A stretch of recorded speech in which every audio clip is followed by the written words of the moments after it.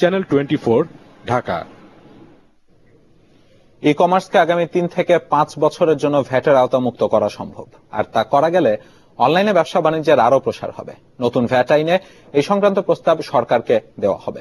রোববার রাজধানীর বঙ্গবন্ধু সম্মেলন কেন্দ্রে বেসিস ই কমার্স অ্যালায়েন্সের উদ্বোধনী অনুষ্ঠানে এই কথা জানান বাংলাদেশ ব্যাংকের গভর্নর ডক্টর আতিউর রহমান। সেই সাথে অনলাইনে কেনাকাটা আরো সহজ করতে বেসিস কোনো গ্রহণযোগ্য নতুন নীতিমালা দিলে তাও বাংলাদেশ ব্যাংক খুব দ্রুতই বাস্তবায়ন করবে বলেও জানান কেন্দ্রীয় ব্যাংকের গভর্নর।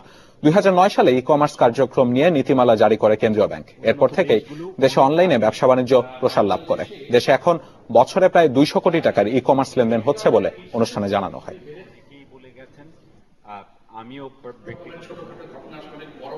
ই কমার্স লেনদেন 3 থেকে 5 বছরের জন্য ভ্যাটের আওতা মুক্ত রাখা, এটা করলে ই কমার্সের আরো প্রসার ঘটবে। এটা সরকারের পক্ষে করা সম্ভব বলে আমি মনে করি। ইচ্ছে করলেই এটাকে আমরা শূন্য রেটে নিয়ে যুক্ত করতে পারি। বিশ্ববাজারে ক্রমেই কমে আসছে ভোজ্য তেলের